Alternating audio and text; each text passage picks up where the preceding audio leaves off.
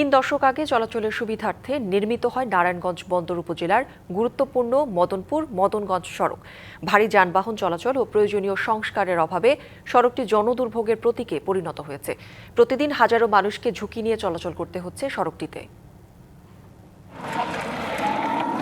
মদনপুর মদনগঞ্জ আঞ্চলিক সড়কটি একসময় ছিল শান্ত, কোলাহলমুক্ত এবং অল্প সংখ্যক যানবাহন চলাচলের পথ। কিন্তু 2022 সালের অক্টোবরে তৃতীয় সেতুলক্ষা সেতু চালু হওয়ার পরপরই পাল্টে যায় চিত্র।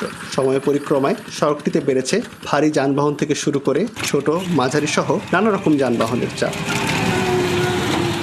অতিরিক্ত যানবাহনের চাপে সড়কের নানা স্থানে পিচ উঠে গিয়ে দেখা দিয়েছে ছোট বড় গর্ত ও ফাটল। এতে প্রায় ঘটছে দুর্ঘটনা।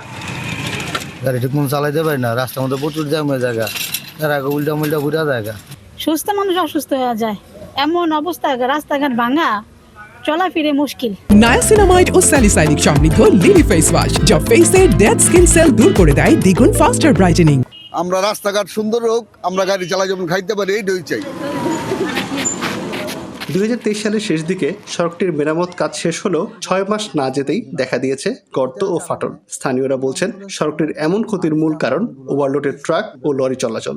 এই সড়কটি আসলে এত ভারী যানবাহন ক্যারি করার মতো উপযোগী না।